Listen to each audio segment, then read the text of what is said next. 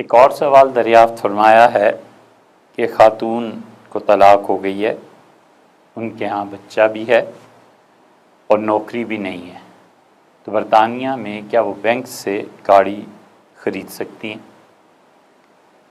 دو مسائل ہیں۔ ایک مسئلہ تو یہ ہے کہ برطانیہ میں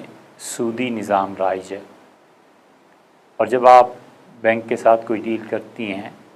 تو ہمارے علم کے مطابق ابھی تک کوئی ڈیل ایسی نہیں ہے جو اسلامک بینکنگ کے سلسلے میں وہاں پر یہ سہولت مہیا کی گئی ہو یا میسر ہو۔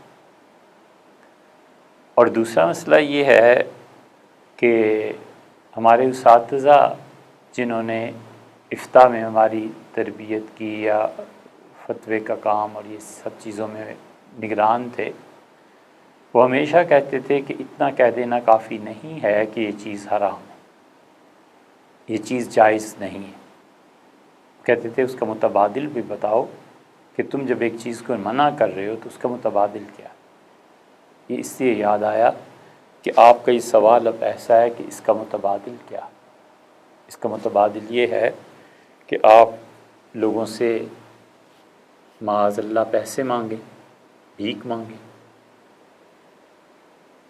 کسی کی بھی عزت نفس یہ گوارا نہیں کرتے، اور نہ ہم کسی کو کہہ سکتے ہیں کہ تم پیسہ مانگ کے اپنے لیے گاڑی خریدو، زندگی کی سہولت کو پیدا کرو اور اس کے بعد یہ کرو، کیونکہ ایک بیوہ خاتون سے، طلاق یافتہ خاتون سے آخر یہ کیسے مطالبہ کیا جا سکتا ہے کہ آپ پیسے لائیں؟ امیر المومنین سیدنا عثمان رضی اللہ عنہ کہتے تھے کہ کبھی اپنے بچوں سے پیسہ نہ مانگنا، وگرنہ وہ مجبور ہو جائیں گے کہ چوری کریں، اور کبھی عورتوں سے پیسہ نہ مانگنا، وگرنہ وہ مجبور ہو جائیں گی کہ جسم فروشی کر کے تمہیں پیسہ لا کے دیں۔ تو اس لیے اس صورتحال میں یہ کہنا بھی بہت دشوار ہے کہ آپ اس سودی نظام سے گاڑی لے لیں، لیکن اگر آپ ایسے کریں گی تو امید ہے اللہ تعالیٰ کے ہاں وہ گرفت نہیں ہوگی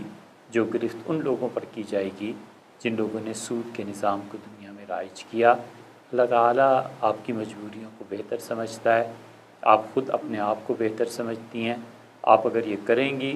تو اس پہ کسی کو اعتراض بھی نہیں کرنا چاہیے، بس اللہ کے حوالے کر دینا چاہیے۔ اس طرح کی ایک چیز پیش آ گئی تھی جب تقسیم ہوئی ہے، تو ہندوستان سے ہزاروں اور لاکھوں لوگ ادھر سے ادھر اور ادھر سے ادھر منتقل ہوئے۔ اس وقت میں بعض خواتین نے عزت بچانے کی خاطر خودکشی کر لی، تو بڑے حضرت مفتی کفایت اللہ صاحب رحمۃ اللہ سے پوچھا گیا کہ عورتوں نے کنوؤں میں چھلانگ لگا دی اور مر گئیں اور ایسے، تو حضرت مفتی صاحب رحمۃ اللہ کے جواب چھپا ہوا اب بھی موجود ہے، اس میں انہوں نے یہی کہا ہے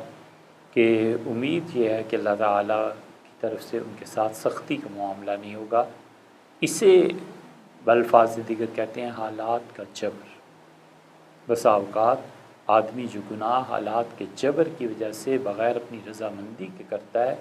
اللہ کے ہاں اس پہ مہربانی کی جاتی ہے۔ اللہ تعالیٰ ہی ہے جو گناہوں کو معاف کرتا ہے، وہی ہے جو اپنے بندوں کے حالات کو جانتا ہے، اور وہی ہے جو بندوں کو عذر اور اس کے ساتھ ساتھ توبہ سے خوش بھی ہوتا ہے اور بخش بھی دیتا ہے۔